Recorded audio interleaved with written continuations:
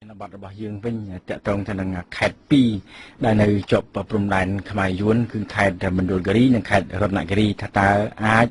ជាកម្មសិទ្ធិរបស់ប្រទេសយួនដោយខ្មែរកម្ពុជាក្រោមនៅពេលអនាគតបានដែរឬទេពីព្រោះដីភាគច្រើនគឺសម្បត្តិរយៈពេល99ឆ្នាំក្នុងនោះគេបានបញ្ចូលជនជាតិយួនមកក្នុងទឹកដីប្រទេសកម្ពុជានោះផងដែរបាទជាកិច្ចចាប់ផ្ដើមនេះខ្ញុំសូមផ្ដល់ឱកាសទៅលោកកឹមលីតែម្ដងបាទសូមថ្លែងអរគុណខ្ញុំមានការសម័យថាជនជាតិវៀតណាមឬក៏ជនជាតិយួនដែលមកប្រទេសកម្ពុជានឹងភាគច្រើនគាត់រស់នៅតែទីក្រុងទេគាត់លក់កាហ្វេគាត់ធ្វើផ្ទះសំណាក់លក់អីវ៉ាន់អីនៅតាមផ្សារផ្សោទេណាក៏ប៉ុន្តែនៅពេលដែលខ្ញុំចុះទៅខេត្តរតនគិរីមណ្ឌលគិរីខ្ញុំចុះទៅមើលជនជាតិដើមភាគតិចខ្ញុំសិក្សាស្រាវជ្រាវឲ្យអង្គការមួយចុះអានជ្រៅទៅលើជនជាតិដើមភាគតិចដែលនៅក្នុងដីសម្បត្តិសេដ្ឋកិច្ចនឹងខ្ញុំត្រឡប់មកវិញជាក់ស្ដែងខ្ញុំព្រឺក្បាលតែម្ដងហើយបានខ្ញុំព្រឺក្បាលឲ្យតែដីសម្បត្តិសេដ្ឋកិច្ចណាដែលបានដោយក្រុមហ៊ុនវៀតណាមភាគច្រើនគឺវៀតណាមនៅពេញព្រៃនៅខេត្តរតនគិរីមណ្ឌលគិរីខ្ញុំសុខចិត្តទទួលខុសត្រូវខ្ញុំសុខចិត្តជាប់គុកបើសិនគេចោទប្រកាន់ថាខ្ញុំនឹងបំផុសបំផុលបំប៉ោងព័ត៌មានហើយខ្ញុំអាចនាំទៅមើលបានគ្រប់កន្លែងដែលខ្ញុំទៅទាំងខេត្តរតនគិរីមណ្ឌលគិរីខ្ញុំទៅ4ខេត្តនោះខេត្តកញ្ចេះផងស្ទឹងត្រែងផងហើយខ្ញុំឆ្លៀតទៅកំពង់ស្ពឺទៀតទៅអូរ៉ាល់ទៀតទៅឃុំទៅពាំងជោនៅជនជាតិសួយ5ភូមិនៅនឹងខ្ញុំទៅយើងមើលចំណុចសំខាន់ដែលខ្ញុំចង់ដឹងដែលខ្ញុំជូនបកស្រាយជូនដល់ប្រជាពលរដ្ឋនៅពេលនេះខ្ញុំគិតថាខេត្តរតនគិរីមណ្ឌលគិរីជាពិសេសតំបន់មួយចំនួននឹងមហន្តរាយនឹងមិនមែនคล้ายទៅជាកម្មសិទ្ធិរបស់ប្រទេសកម្ពុជានៅថ្ងៃអនាគតនឹងមិនមែនយូរទេគឺឆាប់ខាងមុខនេះបើយើងមើលទិន្នន័យរបស់ក្រសួងមហាផ្ទៃជនជាតិដើមភាគតិចនៅក្នុងស្រុកខ្មែរនឹងនៅ15ទៅ17ខេត្តក្រុងនៅក្នុង36ស្រុក131ឃុំហើយមានសហគមន៍ជនជាតិដើមភាគតិចនឹងគឺ503សហគមន៍ប្រជាជនជាតិដើមភាគតិចនឹងមានប្រហែលជា45000គ្រួសារមានមនុស្សរស់នៅប្រហែលជា200,000អ្នកជាងជនជាតិដើមភាគតិចអញ្ចឹងមាន503សហគមន៍ជនជាតិដើមភាគតិចជនជាតិដើមភាគតិចទាំងអស់ហ្នឹងគឺរស់នៅក្នុងព្រៃនៅក្នុងដីសម្បត្តិសេដ្ឋកិច្ចសារាចរ01របស់នាយករដ្ឋមន្ត្រីហ៊ុនសែនដែលដាក់ឲ្យអនុវត្តដូចទៅប្រលេះគ្រាប់ពោតចឹងហើយតែបានខ្ញុំថានៅពេលដែលខ្ញុំចូលទៅក្នុងដីសម្បត្តិសេដ្ឋកិច្ចហ្នឹងជនជាតិដើមភាគតិចខ្មែរយើងនៅក្នុងដីហ្នឹងដល់ដីហ្នឹងទៅគឺគាត់ចុះបញ្ជីដីជាជនជាតិដើមភាគតិចជាដីសហគមន៍ដល់ចុះដីសហគមន៍ទៅអ្នកដែលបានកម្មសិទ្ធិដីសម្បត្តិសេដ្ឋកិច្ចហ្នឹងអត់ធ្វើអីបានទេអញ្ចឹងគេចាប់ផ្ដើមប្រលេះគេថារស់នៅរបៀបសហគមន៍អញ្ចឹងដូចអាពតគេថាកាលណាសហគមន៍យើងអត់បានយកទៅប្រចាំអត់បានយកទៅរកស៊ីអត់មានការរីចម្រើននេះគេចង់ប្រលេះចេញហ្មងអញ្ចឹងសហគមន៍ជាដើមភាគតិចខ្លះគាត់ឆោតគាត់ចាប់ផ្ដើមសុំ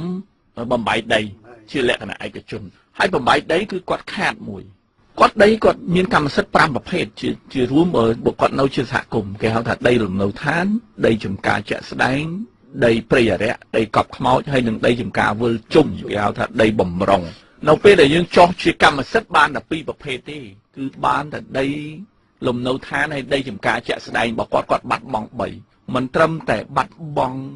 អត្តសញ្ញាណជនជាតិដើមភាគតិចហ្នឹងទេថែមទាំងអ្នកដែលទទួលដីសម្បត្តិសេដ្ឋកិច្ចទីចង់យកជនជាតិដើមភាគតិចហ្នឹងចេញពីហ្នឹងពីព្រោះវាជាឆ្អឹងទៅតឹងក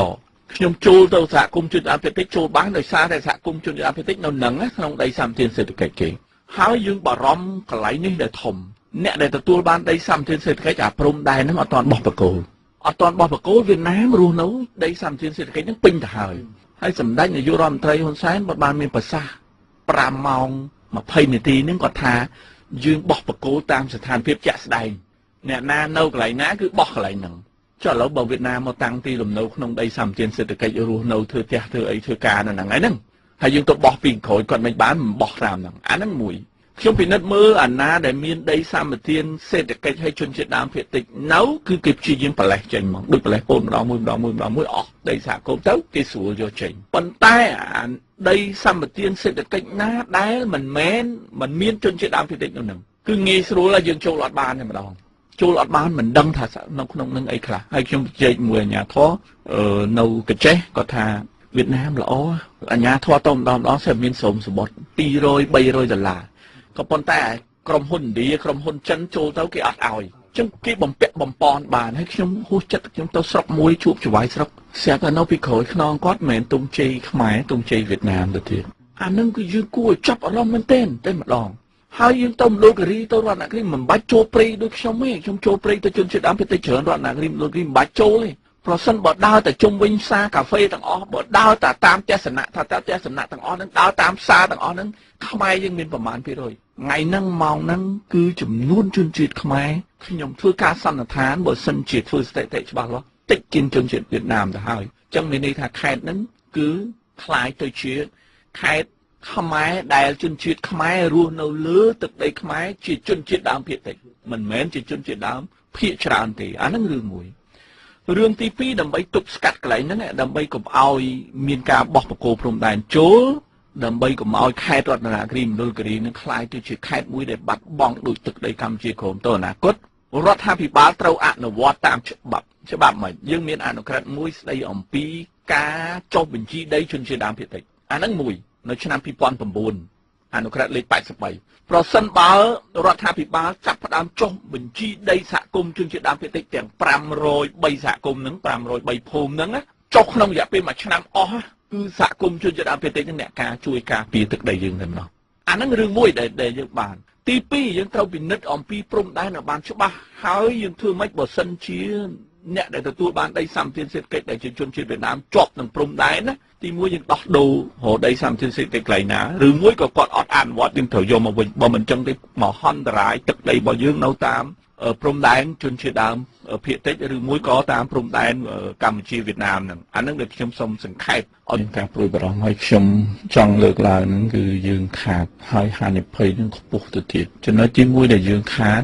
នៅពេលដែលយើងផ្ដល់ដីសម្បត្តិសេដ្ឋកិច្ចឲ្យក្រុមហ៊ុនវៀតណាមហើយព្រំដែនយើងអត់ទាន់ច្បាស់លាស់ជាជនរស់នៅពេញដីសម្បត្តិសេដ្ឋកិច្ចហ្នឹងអាហ្នឹងរឿងមួយអញ្ចឹងយើងខាតយើងមានហានិភ័យនៅពេលដែលយើងបោះបកគោព្រំដែនព្រមព្រៀងគ្នាយើងខាតទី2នៅពេលដែលប្រជាពលរដ្ឋវៀតណាមចូលមកច្រើនឥឡូវនេះគឺអាចថាមិនទាន់ស្របច្បាប់ប៉ុន្តែនៅពេលដែល2015នៅពេលដែលយើងធ្វើសមាហរណកម្ម Asian ទៅជាសហគមន៍តែមួយគេហៅថាចលនាប្រជាលំហូរប្រជាពលរដ្ឋនៅក្នុង Asian បានដោយសេរីហើយខេត្ត2ហ្នឹងគឺតំបន់ដីសម្បត្តិសេដ្ឋកិច្ចរស់នៅបានច្រើនគាត់ប្រកបមុខរបរគាត់ធ្វើផ្ទះធ្វើអីអញ្ចឹងវាคล้ายទៅជាប្រជាពលរដ្ឋដែលស្របច្បាប់អាហ្នឹងរឿងទី2ដែលយើងខាតរឿងទី3ដែលយើងខាតយើងមកដល់ពេលនេះយើងផ្ដល់ដីសម្បត្តិសេដ្ឋកិច្ចឲ្យគេរហូតទៅដល់2លានហិកតាសឹងតែ1/3នៃដីសម្បត្តិសេដ្ឋកិច្ចទាំងអស់ដែលក្រុមហ៊ុនវៀតណាមកាន់កាប់ប្រសិនបើយើងមិនបានគ្រប់គ្រងស្ថិតិច្បាស់លាស់គឺខាតទី3ហ្នឹងគឺខាតការងាររបស់យុវជនយើងតែម្ដងនៅពេលដែលយើងមិនបានគ្រប់គ្រងស្ថិតិច្បាស់លាស់នៅពេលដែលយើងមិនមានគោលនយោបាយច្បាស់លាស់គឺក្រុមហ៊ុនវៀតណាមច្បាស់ជារើសតែក្រុមហ៊ុនវៀតណាមបុគ្គលិកវៀតណាមហើយក្នុងពេលបច្ចុប្បន្ននៅម្ដុំខេត្តកោះចេះក្រុមហ៊ុនវៀតណាមភាគច្រើនអត់រើសខ្មែរទេបើរើសខ្មែរទៅធ្វើក៏មានបញ្ហាដែរ culture វប្បធម៌ហើយនឹងការត្រួតត្រាអានឹងខាតទី3គឺការងារតែម្ដងខាតមួយទៀតគឺរឿងសិទ្ធិរស់នៅសិទ្ធិកាន់កាប់ជាទូទៅត្រឹមត្រូវហើយច្បាប់យើងមិនអនុញ្ញាតឲ្យក៏ប៉ុន្តែការផ្ដោតដីសម្បត្តិសេដ្ឋកិច្ចយើងឃើញតែភាគច្រើនតាមព្រំដែននៅពេលដែលគេរស់នៅយូរយើងឧទាហរណ៍ដូចប្រទេសភូមានៅពេលដែលជនជាតិបង់ក្លាដេសហូរមកប្រទេសភូមាណាជនជាតិរ៉ូហីងយ៉ានៅតាមព្រំដែនភូមាឥឡូវនេះមានបញ្ហាគឺនៅពេលដែលភូមាចង់ដេញជនជាតិរ៉ូហីងយ៉ានឹងទៅបង់ក្លាដេសវិញពួកអង្គការសហជីវជាតិពួកសហគមន៍អន្តរជាតិមិនអនុញ្ញាតឲ្យទេមានការជំទាស់ថាយើងនឹងរើអង្គជាតិសាសន៍ដូចគ្នានោះដែរនៅពេលដែលវៀតណាមច្រើនដែលរស់នៅលើដីសម្បត្តិសេដ្ឋកិច្ចច្រើនតាំងពីលំនៅ5ឆ្នាំ10ឆ្នាំ20ឆ្នាំមិនបាច់ដល់99ឆ្នាំទេគឺនៅតាំងពីលំនៅវែងឆ្ងាយគេមានសិទ្ធិពពោះមានអត្តសញ្ញាណប័ណ្ណមានសភៅគ្រួសារយើងធូររលុងនៅក្នុងការផ្ដល់កិច្ចការទាំងអស់ហ្នឹងតាមបែបរដ្ឋបាលគឺគេមានសិទ្ធិពេញទី30ឆ្នាំ40ឆ្នាំបកកូនចៅស្របច្បាប់បាត់ទៅហើយអាហ្នឹងគឺជាហានិភ័យមួយទៀតហានិភ័យចុងក្រោយគឺបោះឆ្នោតនៅពេលដែល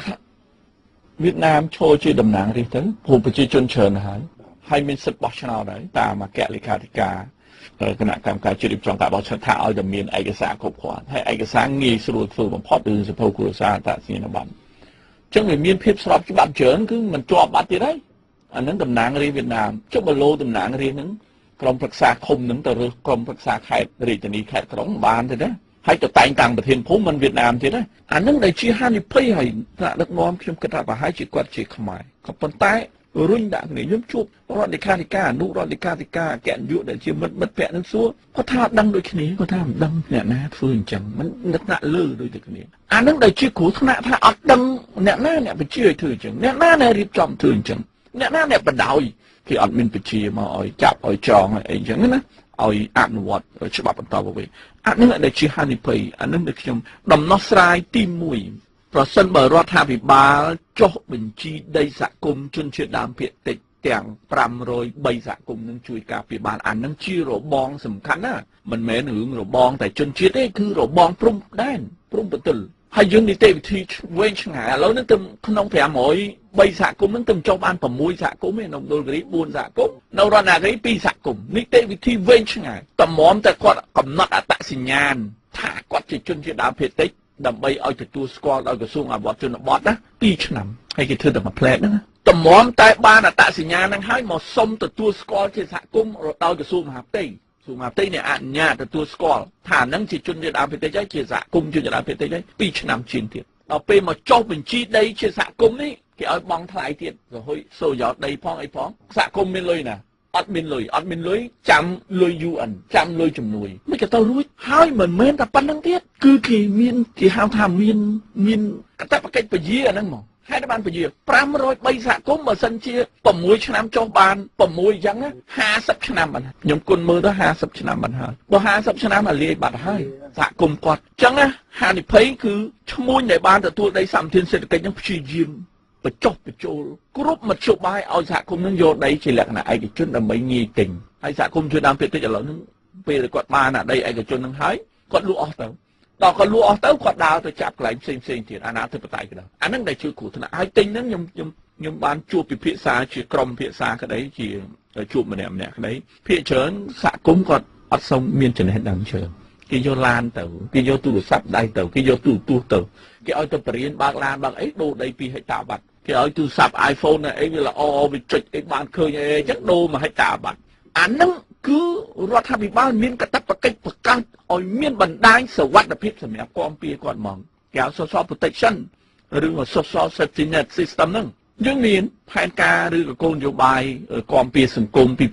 2011-2015អនុម័តនៅឆ្នាំ2011ប៉ុន្តែអត់អនុវត្តអាកន្លែងហ្នឹងមួយដែលអាចជួយបានកន្លែងទី2បើសិនជាយើងមើលអនុក្រឹត្យស្ដីអំពីដីសម្បត្តិសេដ្ឋកិច្ចទុយនឹងច្បាប់ភូមិបាលយើងទៅធ្វើប្លង់ទៅកម្មសិទ្ធិទៅវាស់ទៅវែងបានតើមានព្រំប្រទល់សញ្ញេទទួលស្គាល់អ្នកចិត្តខាងចិត្តអីនោះខុសអានឹងបាត់អានឹងចំណុចទី2ដែលសំខាន់គឺយើងត្រូវតែពិនិត្យអានឹងឡើងវិញដើម្បីយកមកវិញកុំឲ្យមានការហើយមួយទៀត